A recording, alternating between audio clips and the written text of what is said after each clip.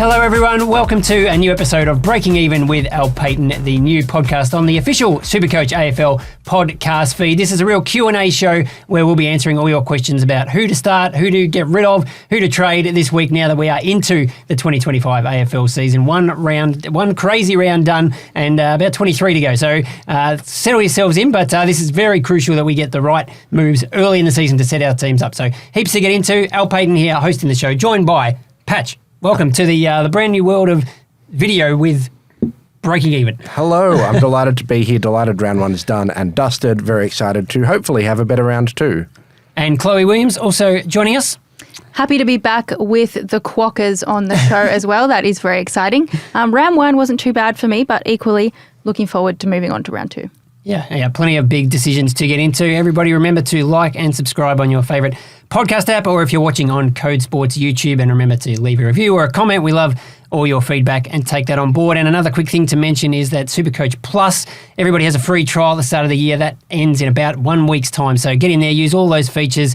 There's so many helpful tools that you can use. The break-evens obviously is massive, price projections, the optimize button, and live scores on the weekend as well. So we love that, but play around with it while you can, and then the free trial ends next week. But as we said, round one is in the can, and the first order of business is the HBF Injury Report. Every Supercoach knows managing injuries is the key to success. This is the Injury Report, proudly brought to you by HBF, your health dream team. Plenty of names on here already that will have lots of relevance to what we do in SuperCoach this week. The biggest injury, I guess, the worst one, was Charlie Ballard from the Suns. He's out for the year, probably not in too many SuperCoach teams, but shocking news for Charlie. Now, Rowan Marshall was a name I was watching really closely when the Saints injury list came out. He's not on there, so we assume he's okay. He finished the game with some ice on his knee, one to watch potentially down there. But St Kilda's going to be interesting because Mitch Owens and Liam Henry are listed as tests. So we've got a few rookies at St Kilda, so we'll be watching that team very closely. Another one at the Tigers, another test, is Jacob Blight, who I think is in the Phantoms team. Got subbed out last week, so we'll see if he gets up for round two. I would love to see him play a full game as well because, he was on about 40, I think, at halftime. So yeah, he looked good. A couple more injuries that we've got too. So Jordan Ridley, concussion. So he'll only be out for the week, we presume, but obviously some Bombers rookies in our backline as well. Does that open up some more opportunities for them? We hope so. Kyle Langford, hamstring, 4 to 6 weeks. That could also open some more opportunities for potential rookies. Hello, Tom Edwards. Let's keep our fingers crossed. And then Darcy Parish as well is almost back from that back struggle. 1 week to go. Where does that leave Elijah Sardis after an interesting game on the weekend? Yeah, interesting. Brisbane obviously had some injury issues as well. A few interesting things that happened just before the game where they changed the sub around, threw a few people, including me, for a bit of a loop in SuperCoach. But Kai Lohman is going to be out for just a couple of weeks with an ankle injury. Brandon Starcevich, pretty nasty concussion. We're not sure about him. And Charlie Cameron, who was laid out last week, is listed as a test. So another one where, you probably don't have those guys in your SuperCoach team, but maybe someone like a Levi Ashcroft who was going to be the sub. Then he played a full game. Where does that leave him? But a couple of injuries probably helps his job security, I think. Down at North Melbourne, Griffin Logue has a hamstring, will miss a couple of weeks. So John Ralph, who started him, trade him out, get rid of him this week. But maybe that opens the door for a Whitlock or someone to come in. Or who was the guy last year that played 2 games and disappeared completely? We all bought him in. There was a couple from North. There were a couple. Yeah. I've already forgotten and blanked it out. Charlie Curnow is available. What does that mean for Carlton? I don't know. Who knows? There's a lot more going on at Carlton than just Charlie Curnow. There's a lot going on at Carlton. Jordan De Goey is also available. So whether or not that impacts Harry Perryman or Ned Long or means Ed Allen still doesn't get into that side. He's one to monitor as to how that will go. And just wrapping up with the very busy week at the Tribunal and the MRO. We know Jackson Archer got the 3-week suspension. Tom Lynch, he tried to challenge it, but is out for 1 week, which, watching that game back on the replay, sorry, Chloe, did that yesterday, which was very enjoyable. And Lynch actually, he played better than I remembered. He was actually pretty good. And he worked his way into it. Yeah, he was a bit rusty early. Obviously, he hasn't played a lot lately, but by the end of the game, he was actually really getting involved. So actually don't think he's a bad pick in SuperCoach, but not playing this week. Not ideal, although best 18 scoring, which we'll talk about. You can probably cover him for a week on the bench. Justin McInerney, 3-week suspension, and Aiden Johnson from the D's, one one of their many, many cheapies who actually scored okay on the weekend. He's out for 1 week as well. So that's a wrap on this week's injury report. Thanks to HBF. Make the smart move. Join HBF, your health dream team. Now, before we get into the questions for the week, we've got a couple of quick segments that we're going to try and introduce. And one is a watch on fallen primos. So we talked about break even, such a crucial number when it comes to SuperCoach watching what players need to score before their prices start going all over the shop, which will happen for some players this week. Normally, sort of in the old school SuperCoach patch, as you will remember, we had 2 rounds to just sit back and watch and see what happens before prices move, and that's when you start to have to make some trade calls. But now that we've got teams playing an opening round, teams like Collingwood, Hawthorn, Sydney have already played twice, so those guys are about to move in price this weekend. So that might impact if you want to jump on a Ned Long or get off a Harry Perriman, these kind of guys. But the one that jumps out straight to me is Nick Dacos. Obviously, a couple of lower scores. He was looking like a really low score on the weekend before he recovered a bit to finish with a semi-respectable one. But his break-even is up at 188. So what that means is, for those of us monitoring him, we didn't start with him. Collingwood's got a bye in a couple of weeks. He's projected to lose about 35,000 after his next game, and then he could be all the way down to around 550k, sort of round 5 and 6 after Collingwood's bye. So he's definitely one to monitor. The other one that caught my eye is Kieran Briggs, who obviously copped that really shocking concussion very early in the Giants opening round game, only scored a 5. So he's projected to lose 50k when he comes back in a couple of weeks. So could be a cheap ruckman potentially. I mean, I don't know how many rucks we can actually fit in our teams. But well, if somebody started Matt Flynn at R2, Kieran Briggs would be the guy I'd be looking very closely at. Of that. Of a leapfrog from one money.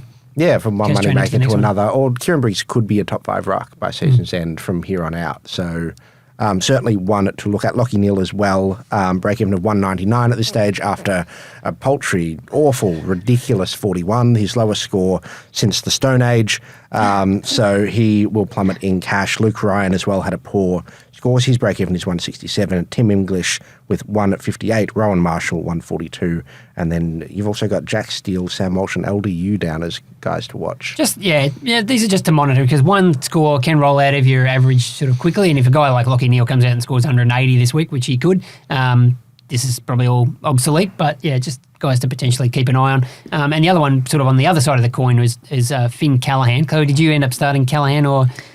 I didn't. After talking about him in the preseason, I didn't do it mainly because I was looking to target him after that bye. So, what's the game plan there? We know he's had 2 good scores, but the Giants have the bye, so obviously you don't get him this week. But at his next game, he's got a negative break-even. That's when you want to pounce. I'll 100% be getting him in then. I've got a couple options. As we all know, I did load up on quite a few of the mid-prices. So someone like a Will Day or an Adam Chera, they have been great so far, but potentially could switch to Callaghan. Obviously, not all of the mid-prices will kind of pay off, but I think that Callaghan is definitely one who will. So I'll assess my options at the time, give the other guys 1 more week to show me what they can do and then make a decision from there. But he'll definitely be coming in for me.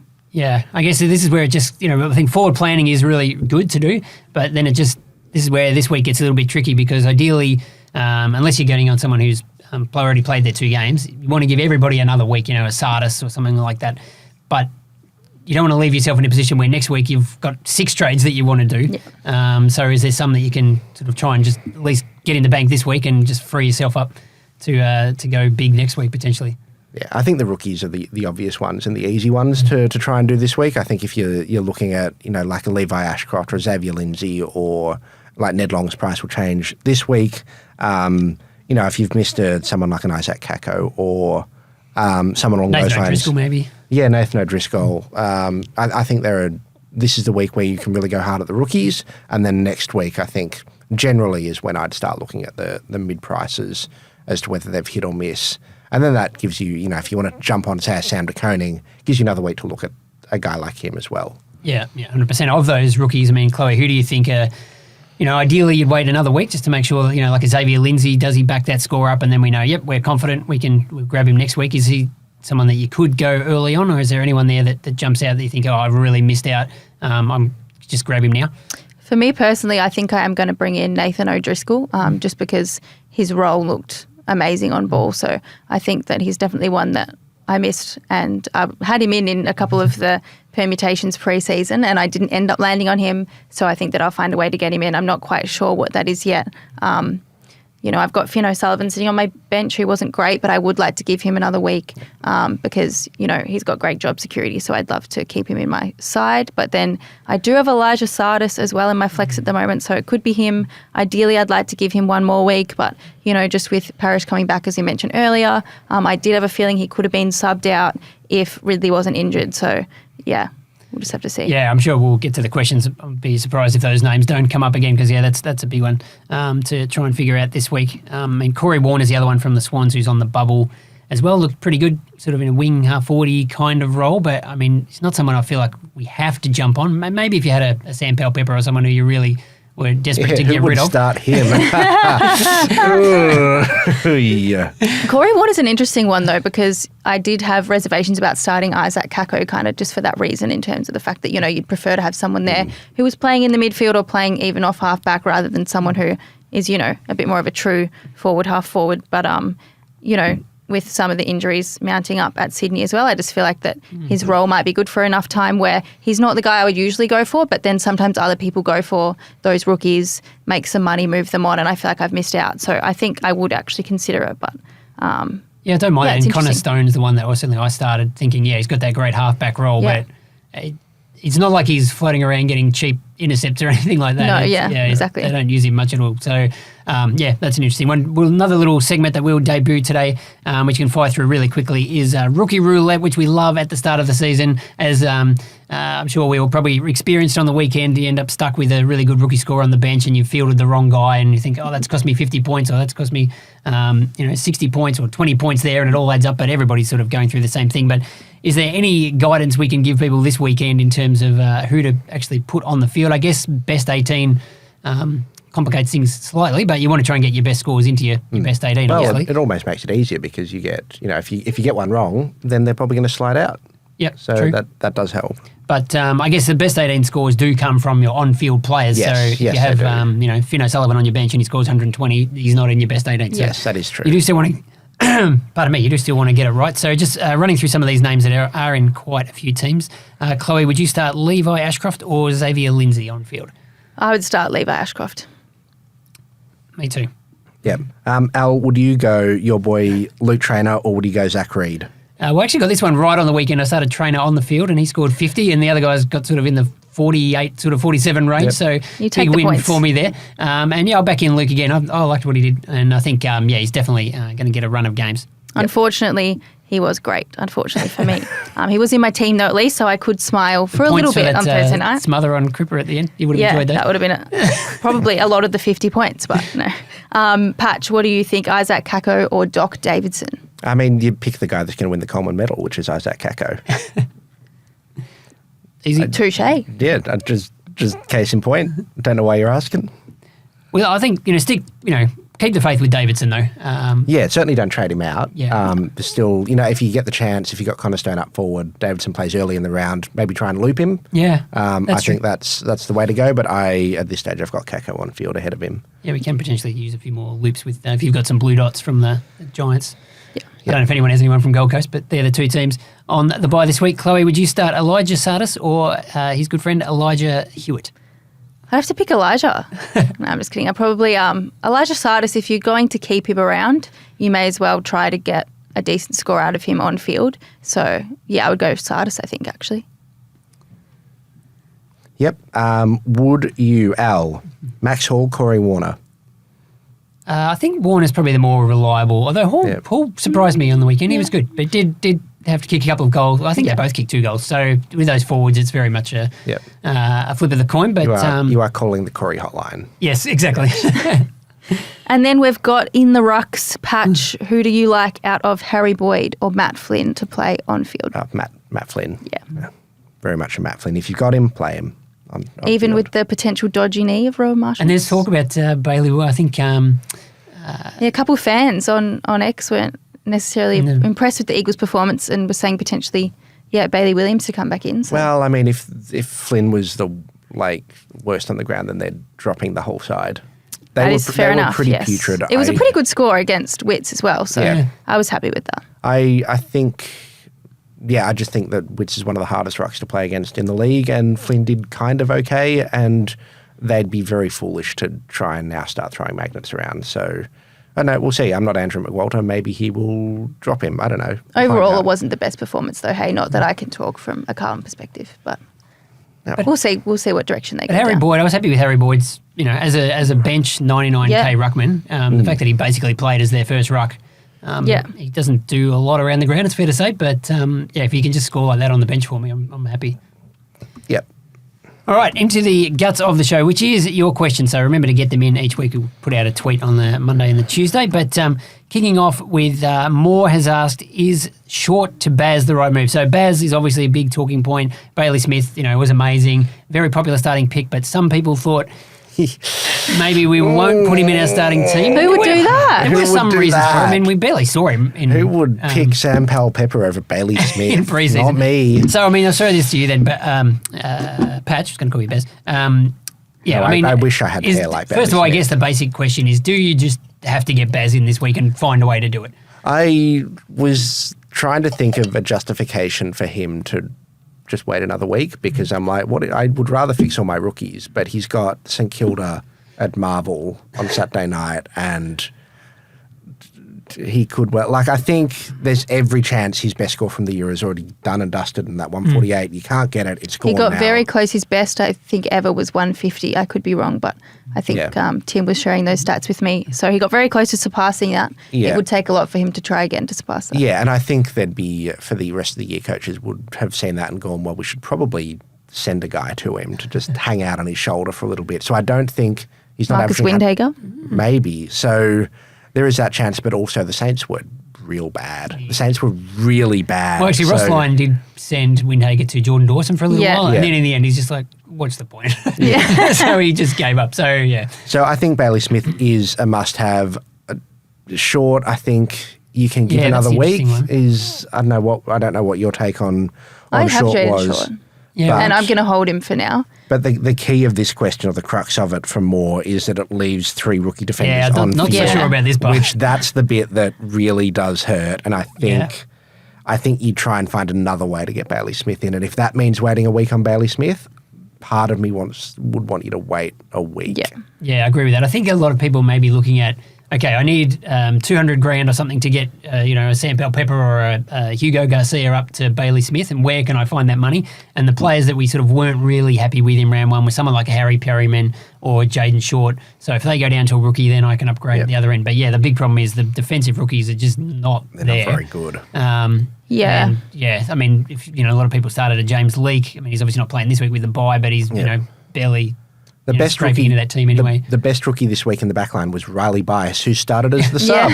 So that kind of tells you how well it went. Bias, I assume, will continue playing after that, but we'll miss next week. Is just kind of you want to go it's there an awkward after? Timing, it just feels bad. It just feels really bad. And I think it's an interesting issue too, that during the best 18 weeks you can probably get away with 3 rookies really pushing it, but certainly 2 in the back line, because chances are those scores aren't going to count. But when you come out the other end of the buys, and that's only 3 rounds worth, Yeah. you don't want too many, potentially any, rookies on field in the back line. That's going to be the first priority, is to get them off. So by bringing in more at the moment, I don't know if that's really the way to go. I think last year as well, I kind of did that, where I panicked, didn't like a couple of my first selections to start the year, just moved them on because I needed cash for someone else that everybody else had. And then I think it was like Zach Fisher or someone I moved on when he didn't start great, and then he was banging out 100s for a while there, and I just felt sorry for myself and brought him back in and brought him back out or something like that. So I would not recommend that experience to anybody watching. You're all probably a lot smarter than that to not do that.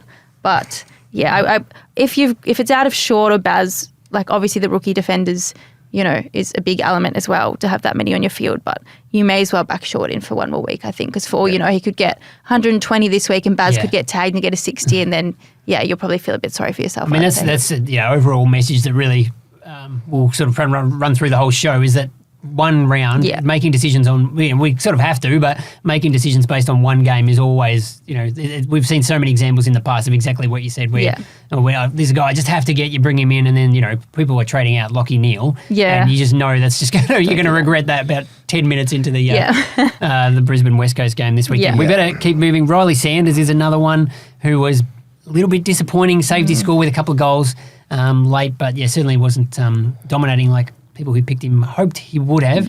How worried are we about him, Patch? I think, well, if you look at Shorten, the role was there. The role you wanted for him was there. For Sanders, it wasn't. Sanders wasn't playing centre bounce. Mid, he wasn't playing as a full-time midfielder. If you started him ahead of Bailey Smith, I would pull the trigger on that this week. Too, yeah, that's actually a pretty easy. I think he's one that can go. I think I've seen enough. I've seen enough. I agree. Even without the Bevo factor, like that wasn't a Bevo thing. We can't blame Bevo for him scoring badly. He's just not ready yet. He's still only played 15 games of footy, 20 games. Trade. Yeah, I could let that one go through for sure. You've already sort of mentioned him, Chloe, but Lasdog asking for a verdict on Foz. Finn O'Sullivan scored 50 or so, 51 I think, on the weekend, 199K, so we are paying a fair bit for him. But, the classic case, do we give him another week or, what did you think of his role for the Kangas? Well, I think the role is there in terms of job security. I don't see him getting dropped unless, I get blindsided. But I think he'll play, which, is half the battle sometimes. But obviously we do have a lot of options in the midfield and he's one of the more expensive ones. So, yeah, I'm still kind of umming and ahhing about whether I would pull the trigger on that myself. But I think just with the good job security, I'd probably rather pull the trigger on someone like an Elijah Sardis who potentially might not have as secure of a role going forward. So I think I'm willing to keep him in for now, O'Sullivan. Yeah, for me it's really, if I want to get Levi Ashcroft this week, which I think I do, it's probably has to be either him or Sardis who goes. Right. And I'm still it's hard to know. They're seeing Darcy Parish back in only a week. Makes me a bit nervous about Elijah, to be honest. I suspect we'll know. I suspect he'll be the sub this week, so I think we'll know early on Saturday. So maybe keep that. Surprise me, actually. Maybe keep that in your plans. Yep. Patch Alex asking, worth downgrading Luke Ryan to someone like SDK, Sam De Koning, to get Powell-Pepper, your man, up to Bailey Smith.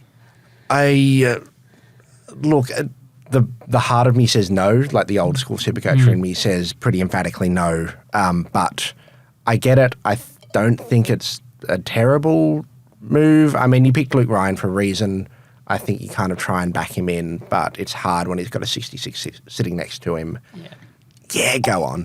Go on. I mean, there's a couple more questions here from Michael and Jason also asking about De Koning. So Sam De Koning in the 300K range in the back line. So if you wanted to downgrade, Ryan, that'll give you a heap of cash, but maybe some people want to get off a Perryman type or potentially Jaden Short. You can, make a little bit of money by going down to something like Joel Frazier, who Michael's also asked about. So I can't do that because I've already got him, but that was a really good starting pick. Just a classic. I've already got him. Bevo, just a humble brag. Played in about 4 different positions. I nearly got him. Does that count? Back up ruck at one stage. stage. You get points for that? Yeah, you get points for that. So, him or... So, Sam De Koning, what is Geelong doing with their rucks? If it's based on what happened in round 1, De Koning takes the ruck in the centre bounce, and then I think it was Blitzarves doing the ruck work in the back line, Shannon Neal doing the ruck work in the forward line, but basically that leaves SDK to run around as an extra kind of midfielder. Yeah. I thought it was great. He looked like his thing. brother, honestly, when I was watching the game. Like, I know it wasn't too much of a contest, but the way that he was able to impact around the ground just as, sort of an additional midfielder rather than just relying, like kind of the opposite to a Harry Boyd type, I guess. And I loved that, especially when you can get him in your side as a defender. I think he's someone that I'm bringing in this week, which hopefully I don't regret that as another one of my first round panic moves. But I think that it's definitely easier to justify than some of my past panic moves. The big question, Patch, and you're usually right, got the finger on the pulse on this one, is down at Reece Stanley's farm. What's happening down there? Because he's just the elephant in the room that's just lurking that, That's true. They play, I think, Melbourne in a couple of weeks. Does Chris Scott say, look, this SDK thing kind of works when you're playing, Fremantle, but do we actually need a bigger ruckman to stand up against Max Gawn in a couple of weeks? And then De Koning goes back to the back pocket and scores 40. Yeah, and that's was my concern on De Koning through the preseason, where he hasn't got that role locked down. Seeing it in action makes me feel a lot better. Where they are, he's rucking in the middle. They've got the 3 zones set up. He's playing as a midfielder. That's you'd hope a base of 70 or 80 before you start adding the ruck contests in. The concern is, we might see it this week against like a Rowan Marshall to see, how much Marshall rucks. Boyd, he might beat up a bit as someone with a bit more experience in the AFL system, but when we see, I'll be watching very closely when he actually is in the ruck contest against Rowan Marshall, how he goes on that front and how much he scores head-to-head with Marshall. I'm waiting just one more week on Sam De Koning because I don't feel it yet. But if what happened on the weekend happens again, then lock him in for a top kind of 8 to 10 defender rank, and he'll be incredible value. Yeah, I think he's a classic one more week for me too. And if that sort of also applies to someone like Perryman, who was very disappointing on the weekend, got pushed out of the Collingwood midfield, it seemed, even though I thought that's why they got him in there. And now De Goey coming back probably doesn't make it any easier for him, but let's give him one more week. Yeah. And if it looks like that's something that they're going with, that he's going to play more in the back pocket or wherever he ended up, then him to SDK looks like probably a good move. I'm pulling the trigger on that this week. You're going early. Just putting it out there. Yeah. So you can laugh at me next week if you need to, but I don't know. I just see the ceiling with De Koning that I don't quite see with Perryman. So, but obviously it's not a big sample size. So, but yeah, pulling the trigger. Yeah, and I know people who've done well in SuperCoach in the past have said that they it's about spotting those trends early and jumping on. So, that could definitely pay off. Long is asking Ashcroft this week, and I think yes is the answer, especially when they play West Coast. I don't think he'll be the sub. I guess that's always, we're talking about Levi here, there's always going to be lurking that he's sort of in that sort of 22, 23, 24 sort of range there. But just when he got his chance, he's just so good. He's very good. He's very good. I just don't know how you could look at that and think, let's play him as the sub again, you know, so... But obviously, Brisbane are a stacked side, so it does depend. But, I think that he deserves his spot. So I think the key going into round 3 with, most of the price changes is, you want to make sure you've got the rookies that, we absolutely need. Yeah. And I think I'm so confident that he's definitely going to be one, that I can do that this week. And that leaves me 2 or 3 trades next week to, maybe Xavier Lindsay confirms yet, but definitely want him or someone. There's someone else. Max Hall scores 120, and it's like, well, we need to get him. So I think Levi is one I'm confident on going on. It's just a matter of we do have the question here of do you pick Long ahead of Ashcroft this week as long as price rise is going to change, or price is going to change, but then he has the week off. So if you miss him now, you miss 40k price rise, whereas Ashcroft still has another week. Contrast, Ned Long might be the sub now that De Goey's back. He also might get pushed out a little bit more and play less midfield time. He was a number 1 centre bounce mid. 71%. I think Where did that come from? And he was a sub the week before. So but you look at like Perryman had massive centre bounce numbers last week and then didn't get as many this week. They're still experimenting. So I think the Long experiment though, like obviously it was a bit of a dead game in the end, but the Long experiment worked out really well for them as opposed to the Perryman CBA experiment. So I don't know how they'll see it, but from me, I watched both Collingwood games last week, this week, and I thought that it looked a lot better with Long in there. So I'm bringing Long in instead of Ashcroft this week, and we'll target Ashcroft next week for the Basatis or O'Sullivan, whichever one. Would you recommend that I bring Long in over O'Driscoll then? Because I'm still up in the air about that. Just some on-air advice for me? Yes, I would be going Ned Long this week. Okay. And when it blows up, blame someone that's not me. Okay. What about someone's blame asking, the quokka. Blame the quokka. Gawn started Gawn at flex, which I know a few people did, maybe hoping for an insane score against Lockie Keefe, which the ending of that game didn't quite go to script for Max Gawn or his owners in SuperCoach, but saying, would you trade him to Dunkley? Nope. Just because Brisbane does have a great fixture coming up. Obviously, Dunkley scored a massive on the weekend, but we don't advocate sideways premium trading, do we? Man who chased car get exhausted. Just you're chasing the car. You could do that, and then Dunkley could get injured, and then I mean, I'm not going to wish that on him. And this week it could be Lockie Neal. Well, I mean, a few of them could go big, to be honest. But Lockie Neal's probably the one who pops off, and Dunkley, scores 115, and was that really worth it? And those trades, when it gets to round 18, and you're like, I wish I had a trade. Trades, Max Gawn is good as well. Like, I've seen a few people be like, I can trade him out. He's still got a good score. And you're like, he's still good. He's still going to score 130 against Cherry this week, possibly. He could still be the top rack at the end of the year, potentially. So so that would be a crazy trade. You wouldn't want to lose him out of your side. Especially if we've still got concerns around what happens with De Koning when Kiddo comes back. Just don't trade Max Gawn. Don't do it. It's locked in now. One for you, Chloe, which I must admit when I came into the office today, I hadn't even heard about this, but someone's asking, what do we do with Adam Chera if he's playing at half back? Where's this come from? So the information hasn't been verified as of yet. It was kind of floating around the Twitter sphere, the X sphere, as we like to call it. But I will find out for you as soon as possible if this move is happening. I've got some people on the ground, so we'll get back to you as soon as we can on that one. I can't confirm that he's definitely playing half back. I would surely hope not. I would like to think that, it was just some vision of a drill or something like that. You know how they like to kind of spread around and make up numbers sometimes. So obviously he did have that stint at halfback last year, but that didn't work out. So you would hope that that's not the case unless they're trying to get Walsh into some more centre bounces, because he didn't attend very many at all against the Tigers. So maybe that's their option. But I can't confirm yet. But if he is playing halfback, I'll be very disappointed, because I liked having him in my team this week. I think he got like 106 or something. Yeah, he was on about 70 at half time. And and then, well, that was the thing is, after that don't want to take up all the podcast space, but I had Short and Chera, and they were both going really well at half time. And then when the game turned, like Richmond dominating went against Chera and it went against Short, technically. So that was disappointing, as well as the loss. But yeah, no, if he's at halfback, then I would be very nervous about his spot in my SuperCoach side. Yeah. But no confirmation on that yet. So and we can actually watch it and see if it happens, because he's got that decent score last week. Even if he puts up a 70 or an 80 this week, which would be annoying.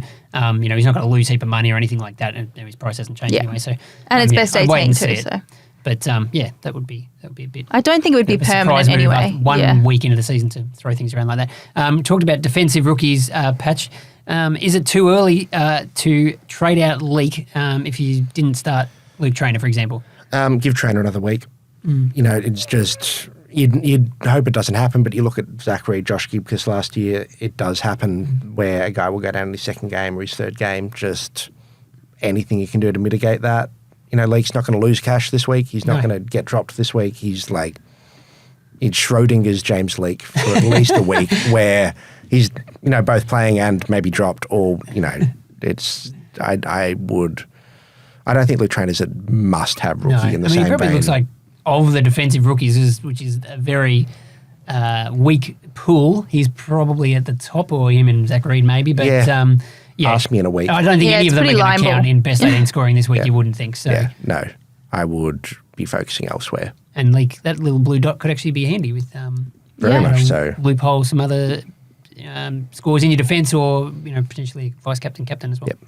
So no urgency there, and I mean, I guess we just keep an eye on. He looks like he's the classic guy who could be the sub, but we'll find out. We'll find out. I think it's a wait and see. Yep, absolutely. Well, that's it for all the questions. So thanks everybody for asking, and we'll send the request out again early next week. Once we, next week's going to be absolutely massive with most players coming into their price changes. So be keeping an eye on that very closely, obviously, and obviously. Rookies are a very big focus, but more to come on all your feeds this week, including our new live show on Thursday night when the teams drop. Myself and Matt Forrest will go through all of those and what it all means for our SuperCoach teams. But Chloe, great to have you on. Happy to be back. Hopefully a better week for Carlton this week, but hopefully can keep climbing the SuperCoach ranks as well. Probably my best start in a little while. So humble brag. It wasn't amazing. It wasn't like Dossie, so I can't brag as much as he did, but it was decent. And Patch, we haven't sort of really gone through our trades or anything, but I assume you will be doing something this week with a couple of names that came up during the podcast, the Sam Powell-Pepper, for example. Bailey Smith will be entering my side this week, and on one hand, I'm very grateful that when I traded Bailey Smith to Sam Powell-Pepper and had to move rookies around a little bit, I ended up with enough cash left to just go straight back. Oh, wow. So I'm very lucky to have a big kitty to do that early, but should have just started him, you reckon? Should have just... Anyway, that's all stuff I need to figure out later this week. Thank you for having me on. Good luck, everyone. Exactly. We'll see you next week.